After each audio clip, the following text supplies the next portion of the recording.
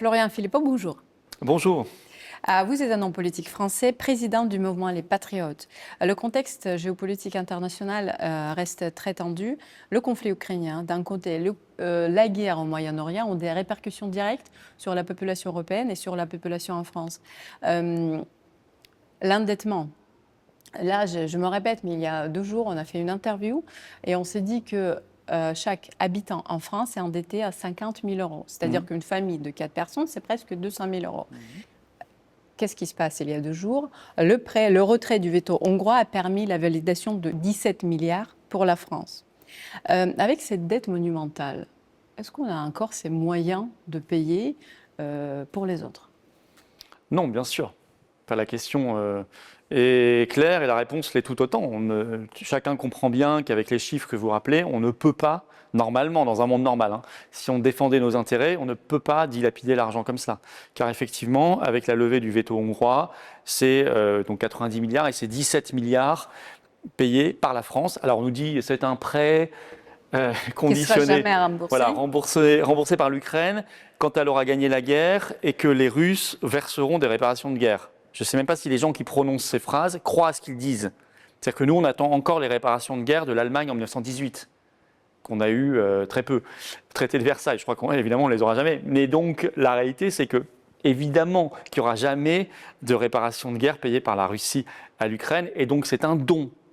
Donc, nous venons de donner, nous, Français, 17 milliards d'euros supplémentaires, car il y a tout le reste, à l'Ukraine, à un moment où le Cornu vient de nous dire il faut récupérer 6 milliards parce que la guerre d'Iran nous coûte cher, et il a pris 2 milliards sur l'hôpital, sur la santé. Donc, on déshabille nos paysans, l'hôpital public, tout ce qui est nécessaire aux Français, pour s'acharner dans une guerre qui dure depuis plus de 4 ans, qui est absurde, qui n'est pas la nôtre, qui est perdue d'avance. Enfin, tout ce qu'on avait nous expliqué se réalise. Mais vous savez pourquoi? On le fait parce qu'il faut un ennemi qui s'appelle la Russie. Et cet ennemi, on espère, l'Union européenne espère qu'elle permettra de fédérer l'Europe en un État avec son armée, et même sa dissuasion nucléaire européenne. Il y a quelques jours, vous avez le commissaire européen à la Défense, M. Kubilius, qui a annoncé qu'il y aurait bientôt un nouveau traité européen consacré à la défense. Avec lui, il a même parlé d'une armée européenne de 100 000 hommes. Bon. Donc s'il n'y a plus cette guerre de Russie, cette guerre d'Ukraine, alors tous leurs projets s'effondrent. C'est pour ça qu'on l'entretient, quitte à faire mal au peuple français, à l'endetter et à l'appauvrir encore plus. Que pensez-vous de cette nouvelle élection en Hongrie et en Bulgarie tout récemment? Alors, en Hongrie, on va voir ce que va faire Péter Magyar. Simplement, moi je constate, moi je suis quelqu'un de très pragmatique. Orban avait tout le système contre lui, Magyar avait tout le système avec lui. Alors on peut ensuite estimer que Magyar fera peut-être mieux que prévu, etc. On verra bien. En tout cas, pour l'instant, je constate ça. Et je constate que Orban mettait le veto hongrois contre les 90 milliards, mettait le veto hongrois sur des mesures qui étaient absurdes, essayait de résister, même si je pense qu'il a été victime de l'usure quand même du pouvoir. Il était là depuis 16 ans et il a été victime aussi de la propagande européiste, car n'oublions pas que Zelensky a réparé l'oléoduc Druzhba, qui alimente la Hongrie en pétrole russe, le lendemain de la défaite de Orban. Mais tout ça a pesé dans la campagne. C'est-à-dire que les Hongrois se sont dit, oui, avec Orban, on aura des problèmes peut-être. Peut-être qu'on aura des problèmes même pour se chauffer cet hiver, bien malgré Orban. Mais il a été victime de cette ingérence en réalité. Et puis on a vu la Commission européenne déclencher pendant la campagne, le 16 mars très exactement, donc quasiment un mois avant le scrutin qui a eu lieu le 12 avril, elle a déclenché ce qu'on appelle la réponse rapide du mécanisme DSA, le règlement DSA, ce qui a eu pour conséquence que tous les réseaux sociaux de Orban ont été invisibilisés le dernier mois de campagne. Très fortement, ça c'est documenté. Son Facebook, tous ces réseaux ont été invisibilisés, ses soutiens aussi. Donc c'est une ingérence dans la campagne, mais ça on n'en parle pas. Ça c'est une bonne ingérence. Ça c'est l'ingérence du camp du bien. Voilà, il y a toujours l'ingérence russe, mais celle-là, on n'en parle pas. Voilà, donc je ne sais pas si ça aurait suffi à Orban pour gagner, je ne suis pas certain, parce que je pense encore une fois qu'il y avait l'usure du pouvoir, mais il y a eu de très fortes ingérences. Voilà. Donc après, qu'est-ce qui va se passer?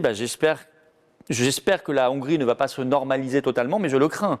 Il reste très critique par rapport au pacte migratoire, cela dit. Il reste critique. Magyar, vous savez, il a fait une campagne avec les Hongrois. Et donc, s'il avait fait une campagne délirante, européiste et pro-guerre en Ukraine, il aurait perdu. Donc, il le sait. Donc, la question, c'est ça, en fait. C'est est-ce qu'il a enfumé pendant la campagne en faisant des promesses électorales? Oui, qui effectivement n'étaient pas très européistes et pas très pro-guerre. Et ce qui lui a permis de gagner, d'ailleurs, parce qu'il n'a pas effrayé les Hongrois. Assez pragmatique. Pragmatique. Mais est-ce que c'est la réalité ce qu'il va faire? Ou est-ce que maintenant qu'il est au pouvoir, il va abandonner ses promesses de campagne? Il va devenir le petit toutou d'Ursula von der Leyen. C'est ça la seule interrogation. De toute façon, on le saura vite. On va le voir dans les semaines et les mois qui viennent avec les premières décisions qu'il sera amené à prendre. On verra si effectivement c'est plutôt la continuité d'Orban finalement, parce qu'il vient du même parti à la base. Ou est-ce que c'est une normalisation de la Hongrie? Concernant la Bulgarie, il vient d'y avoir les élections législatives, je crois que c'est le 19 avril. Le système n'a pas l'air très heureux de la victoire du candidat qui a gagné, un ancien pilote de chasse, ancien général de l'armée bulgare, qui n'est pas très heureux de l'euro, du passage à l'euro qui vient d'avoir lieu puisqu'il voulait bloquer ça par référendum, qui vient d'avoir lieu en Bulgarie contre l'avis de la population, et qui n'a pas envie de soutenir l'Ukraine. Il l'a dit. J'ai même vu d'ailleurs Valérie Ayé, une députée européenne macroniste, s'alarmer de cette élection en Bulgarie. Et moi, quand je vois le système où Valérie Ayé s'alarmer, quand je vois von der Leyen s'agiter, je pense que c'est plutôt une bonne décision. On va revenir aux affaires européennes. Un petit mot sur le Moyen-Orient. Donc, cessez-le-feu a été prolongé hier entre les États-Unis et l'Iran. Donald Trump semble plus vraiment contrôler ce qui se passe parce qu'il a sous-estimé l'Iran, ses capacités technologiques et militaires, ses capacités d'intelligentsia iranienne. Selon vous, l'Europe, le rôle de l'Europe dans cette affaire, est-ce que Macron a bien joué, mal joué avec l'histoire du détroit d'Ormuz? Sur la question de la guerre d'Iran, quel est le sens de cette guerre? Pourquoi Trump, pourquoi les États-Unis sont dans cette guerre qui déstabilise grandement sa base électorale, puisqu'il avait promis l'inverse? Et deuxièmement, quel est le sens pour les États-Unis de cette guerre? Alors, est-ce qu'il a juste suivi Netanyahou? Parce qu'on sait l'hostilité historique entre Israël et l'Iran, et cette volonté d'aller en guerre contre l'Iran depuis bien longtemps. Si ça n'est que ça, c'est extrêmement grave pour les États-Unis. Car aujourd'hui, on ne comprend pas du tout les buts de guerre. Enfin, c'est très erratique. On nous dit on va bientôt libérer le détroit d'Ormuz. Enfin, je signale qu'avant la guerre, il était ouvert. Donc, ça ne peut pas être un but de guerre, puisque c'est la guerre qui a créé la fermeture. Donc, tout ça est absurde. Donc, même si un jour il était rouvert, et encore dans quelles conditions? Péage, pas péage. Avant, il était ouvert sans péage. Donc, moi, je constate que pour l'instant, ça a juste fait des milliers de morts, innocents. Ça a déstabilisé complètement la région.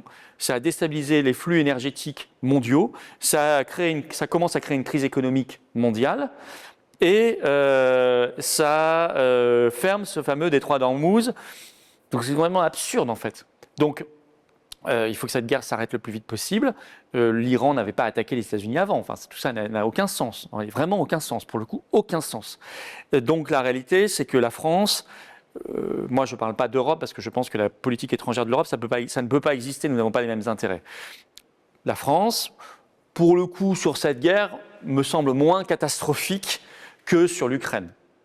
Je pense que Macron... C'est plus loin, c'est pas tout à fait voilà, peut-être aussi d'ailleurs qu'on a un petit peu plus de liberté en fait par rapport au système européiste que l'Ukraine. Donc peut-être que c'est plus les permanences de la France qui s'expriment et la permanence, alors très affaiblie, très amoindrie par rapport à ce qu'a été la France du général de Gaulle ou même encore sous Jacques Chirac, mais vraiment quelques permanences qui existent encore, c'est-à-dire que normalement on est un acteur qui parle à tout le monde. Que nous, on n'est pas en guerre contre l'Iran. Je rappelle qu'on avait même des marchés. Ça me fait penser à la Russie. On était numéro 1 sur l'automobile avant les sanctions américaines. Et vous regardez d'ailleurs des images de Téhéran aujourd'hui, vous voyez beaucoup de Peugeot, vous voyez beaucoup de Citroën. On était numéro 1 et on a été chassé par les sanctions américaines. Et d'ailleurs, ensuite, ils nous ont remplacés par General Motors. Vous voyez, on est toujours et c'est pareil, en Russie, on était très bons.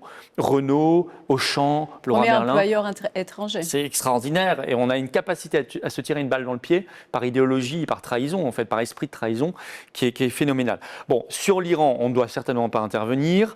Macron essaie de faire un peu le malin avec sa coalition sur Hormuz, mais j'espère que ça ne donnera rien. Voilà. J'espère qu'on se tiendra à distance de cette affaire, que nous, on parle à tout le monde, y compris à l'Iran, que nous n'avons pas à être le larbin de ceux qui ont déclenché la guerre. C'est une guerre israélo-américaine, ils se débrouillent. C'est à eux de rétablir la situation. C'est à eux de réparer leurs bêtises. C'est pas à nous d'intervenir et de le faire à leur place. Ça, c'est vraiment mon opinion. Peut-être un effet positif, c'est que Trump a l'air tellement énervé contre les membres de l'OTAN qu'il pourrait avoir envie de casser son jouet, l'OTAN. Mais il en parle. Il en parle. Pour l'instant, il ne l'a pas fait. J'aimerais qu'il le fasse. Ça nous arrangerait, car moi, je suis pour la sortie de la France de l'OTAN, comme de l'Union européenne, bien sûr, et donc, en fait, pour la fin de l'OTAN. Enfin, je pense que l'OTAN aurait dû disparaître en même temps que le pacte de Varsovie en 1991. Il n'y a plus d'illusion alors pour la France, parce qu'on considère historiquement les États-Unis comme un grand allié de la France. Est-ce que maintenant ça change dans l'esprit peut-être de la population française ? Je pense que si on a en tête que les États-Unis sont un grand allié de la France, on n'a pas compris l'histoire du XXe siècle, l'histoire du XXIe siècle, commençant. Alors à ce moment-là, je conseillerais à ces gens-là de lire Éric Branca, notre ami. Qui est notre prochain invité le 4 mai pour une grande conférence. Je ne savais pas, vous voyez, je vous fais une transition et qui sera d'ailleurs à nos assises de la souveraineté d'Arras aussi en septembre. On va lancer les inscriptions en mai. L'ami américain, De Gaulle le savait très bien, même Mitterrand l'avait avoué avant de mourir. Il avait dit un pays nous fait la guerre et ce sont les États-Unis d'Amérique et les Français ne le savent pas. Une guerre impitoyable, disait-il. Évidemment, la réalité c'est que non, les Américains sont ni nos amis ni nos alliés. Voilà. Il peut y avoir un moment, un instant T, des choses qu'on peut faire ensemble de manière pragmatique, mais je pense que ça doit être ça, d'ailleurs, la politique d'une nation. Comme le disait encore une fois le général de Gaulle, une nation n'a pas d'amis. Elle n'a que des intérêts. Il faut que, sur telle ou telle crise, on regarde de manière très pragmatique, très pragmatique, en considérant, et ça c'est vraiment une mission de la France qu'on doit parler absolument à tout le monde, on doit regarder sur telle crise internationale ou tel enjeu international avec qui on a intérêt à coopérer, avec qui on a intérêt à travailler ensemble. Et ça, sur certains sujets, peut-être avec les États-Unis d'Amérique, sur certains sujets, peut-être contre les États-Unis d'Amérique, et peut-être avec la Russie, et peut-être, vous voyez, avec les BRICS. Enfin, il n'y a pas d'autre politique possible en réalité. Et d'ailleurs, c'est ce que font eux-mêmes les États-Unis. Hein. Les États-Unis peuvent considérer un jour que la Russie est un diable et le lendemain travailler de manière très pragmatique à des intérêts économiques et énergétiques communs. Ce n'est pas moi qui vais leur reprocher cela. Je pense que c'est juste normal, c'est ce qu'on devrait faire. Justement, la question énergétique, très importante. Vous alertez sur le confinement énergétique. Déjà, le mot confinement en soi nous rappelle des souvenirs pas très agréables et assez récents. Quelles mesures pourraient être prises, imposées par l'Union européenne ? Alors, le terme n'est pas de moi, il est du commissaire européen à l'énergie. Et il est très utilisé en Italie où ils parlent de lockdown énergético. Alors ils ont un mot anglais, lockdown. Bon, l'italien a l'air encore plus envahi par les anglicismes que le français. Mais enfin bon, nous on dit confinement et tant mieux. Confinement énergétique, mais c'est vrai que c'est un mot qui rappelle le Covid, je pense volontairement. Le commissaire européen à l'énergie vient de dire nous en avons pour des mois, voire des années de souffrance. Non. Alors évidemment, derrière, lui, il nous dit il va falloir faire des restrictions de circulation, des restrictions de liberté, des rationnements, gérer la pénurie, une pénurie qui n'existe pas vraiment en réalité, et peut-être même des passes carburant, ce qui, par exemple, existe déjà là depuis quelques semaines au Sri Lanka, et qui pourrait être un magnifique modèle pour l'Union européenne, on s'en doute. Hein. Sachant qu'en Italie, il y a déjà une réflexion avancée vers un confinement énergétique, avec des premières mesures sur les aéroports. La solution face à cela, c'est de rouvrir les vannes russes. Il y a du pétrole et du gaz russe. Vous osez le dire. Je le dis parce que moi, j'ose dire ce que je veux, ce que je pense. Et que c'est absurde, et je le dis depuis le premier jour, ces sanctions anti-russes levées par le Japon, levées par la Corée du Sud, levées par les États-Unis, évidemment, doivent être levées. C'est une évidence. On manque de pétrole et de gaz, il y en a. Il y en a bon marché. eh ben, allons le chercher. De toute façon, il y a une continuité stratégique. Sur ce grand continent eurasiatique, il y a un sens stratégique à ce qu'on travaille avec la Russie. Et c'est pour ça que de manière acharnée, les néoconservateurs américains et tous les ennemis d'une France et de pays européens qui puissent exister par eux-mêmes se sont acharnés méthodiquement à casser ce lien. On le voit depuis des décennies. Alors, soit on est complice de cela et on collabore à cela et on estimera qu'il faut une guerre contre la Russie, mais à ce moment-là, on ne défend pas les intérêts français. On joue contre les intérêts français. Soit on est vraiment dans la défense de nos intérêts nationaux et on reprend le dialogue avec la Russie. Le ministère russe de l'énergie, là c'est justement un peu suite de notre question, ordonne la fin du transit pétrolier kazakh, toujours via les gazoducs russes. Et cette coupure tombe pour l'Allemagne en pleine crise en Iran et alerte, met en péril l'industrie allemande.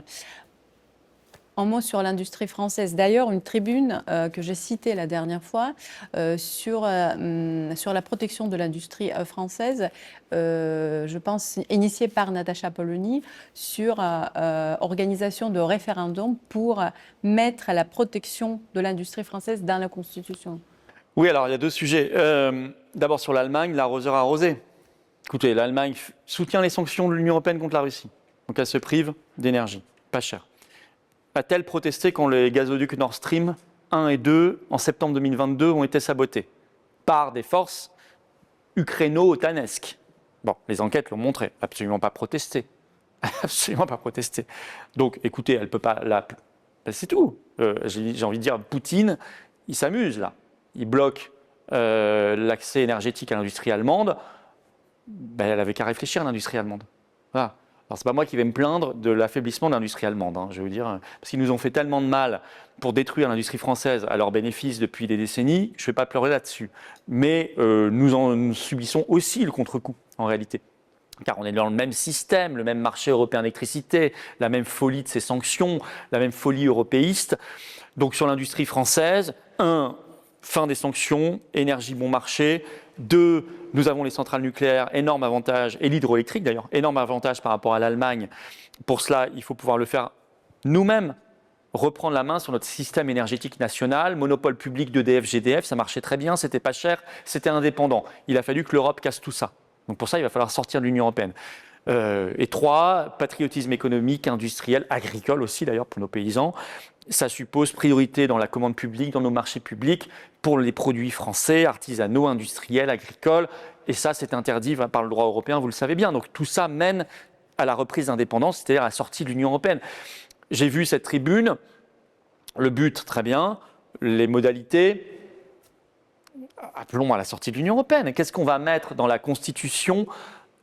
D'abord, ce n'est pas son rôle. La Constitution, ce n'est pas un projet de loi. On ne va pas y mettre tout ce qu'on a envie d'y mettre parce qu'on n'ose pas défier le droit européen. Parce que je vois bien, le RN nous dit il faut réguler nous-mêmes l'immigration, donc on va le mettre dans la Constitution. D'abord, ça ne marche pas parce que l'Union européenne considère que la Constitution est en dessous du droit européen, en dessous de la moindre directive. Ça, c'est décidé depuis très longtemps par le droit européen. Et même aujourd'hui, le Conseil constitutionnel français dit la même chose. Sauf l'identité constitutionnelle des États, mais c'est extrêmement restreint, on ne sait pas ce que c'est. Donc ça ne fonctionnerait d'abord pas, ce n'est pas suffisant, et ensuite c'est absurde. La Constitution n'est pas un catalogue de politique. La Constitution doit régir le fonctionnement des institutions, c'est tout. Alors là, ce serait pareil, là ce ne serait pas sur l'immigration, mais ce serait sur l'industrie française. Comme on n'ose pas quitter l'Union européenne et l'euro, gros problème pour l'industrie française, on va mettre dans la Constitution la politique industrielle, mais tout ça est absurde. Quittons l'Union européenne, ça au moins on est sûr que ça marche. Et on reprend le contrôle et on n'a pas besoin de bidouiller comme ça la Constitution française parce qu'on n'ose pas défier le droit européen. Enfin, c'est absurde. Enfin, je ne sais pas quoi répondre d'autre que cela. C'est-à-dire que la Constitution n'est pas faite pour cela. 2, ça ne marche pas. Et 3, c'est pour moi le signe d'un manque de courage. Le vrai courage, c'est de quitter l'Union européenne, c'est d'agir en adulte, pas en adolescent rebelle. On n'est pas des adolescents rebelles à faire des petits coups comme ça dans notre coin. On est des adultes responsables. On n'est pas content avec l'Union européenne, eh ben on déchire le traité européen et on s'en va. Enfin, qu'est-ce que ça a d'extraordinaire? C'est tout à fait normal. Je vais revenir vite fait sur la guerre en Ukraine, parce que malheureusement, cette guerre est au cœur notamment du dialogue franco-russe. On parle souvent de l'aide financière, beaucoup, tout le temps, l'aide financière. OK, mais il y a un autre point important.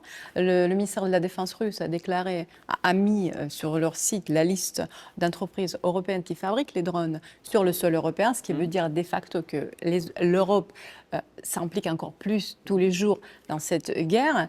Est-ce que ça peut dégénérer maintenant? Parce que là, il y a 2 semaines, j'ai interviewé un universitaire qui m'a dit clairement, nous sommes en guerre contre la Russie. La guerre qui n'a jamais été déclarée. Oui, oui. C'est-à-dire que dès que vous endossez ce statut de co-belligérant, vous prenez des risques. Je crois que je ne sais plus qui c'est Medvedev qui a publié la liste des sites industriels qui fabriquent des drones. En effet, il a repris justement cette déclaration du ministère de la Défense. Je n'ai pas vu de site français. Pas encore. Pas encore. Il y en a, hein. Je pense. Mais effectivement, pas encore. Bon, écoutez, vous voyez où on en est? Le niveau, c'est triste, entre nos pays, entre nos deux pays, ce niveau d'agressivité, de menace, c'était absurde. Alors on va se bombarder les uns les autres, puis ça finira en guerre thermonucléaire et tout le monde aura perdu. C'est ça qu'on veut? Ou est-ce qu'on peut se dire à un moment, attendez. Je ne dis pas qu'on sera d'accord tout le temps avec la Russie, que la Russie sera toujours d'accord avec la France, on est réaliste. Enfin quand même, on peut se mettre autour d'une table, on peut discuter. On peut redevenir adulte là aussi, adulte, sérieux. Et on va peut-être éviter d'emmener 3 générations dans une guerre infinie, coûteuse, dangereuse, et peut-être qui se finira extrêmement mal. Donc moi je serai président de la République, immédiatement, je reprends le contact avec la Russie, immédiatement. Enfin, c'est vraiment une des premières mesures même que je fais, et je peux le faire parce que j'ai repris ma souveraineté en quittant l'Union européenne et l'OTAN. Vous voyez, tout ça se tient, hein, et on ne peut pas parler d'un sujet sans parler des autres. Vous organisez une manifestation le 9 mai prochain qui s'appelle la journée du Frexit. J'ai remarqué qu'il y a plusieurs personnes qui viennent, même au dialogue franco-russe, dans d'autres médias alternatifs, ont du mal à prononcer ce mot Frexit. Selon vous, de quoi ils ont peur? C'est quoi leur risque principal? Alors, Frexit. Ceux qui ne veulent pas. Alors, moi, je fétichise pas un terme. On peut dire Frexit, sortie de l'Union européenne, reprise d'indépendance. On peut dire, certains ont même inventé un terme français, au revoir. Bon, c'est joli. Bon, c'est joli, mais c'est peut-être plus compliqué à utiliser. Peu importe, sortie de l'Union européenne. Tout le monde comprend ce que ça veut dire. Pourquoi? D'abord, il faut leur poser la question. 1. 2. Manque de courage. Je ne peux pas me l'expliquer. On sait qu'il n'y a pas d'autre solution. Il n'y a pas d'autre solution. On va entrer en campagne présidentielle française. Ça va être la foire à la saucisse, comme tous les 5 ans, du gadget pour changer l'Europe. Alors j'ai entendu M. Retailleau dire on va mettre l'Espagne au banc des nations. Bien sûr, on va mettre maintenant l'Espagne au banc des nations, enfin n'importe quoi.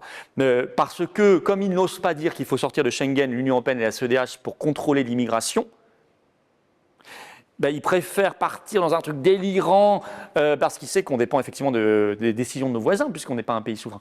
Donc on va faire une guerre contre l'Espagne maintenant. Tout ça est absurde.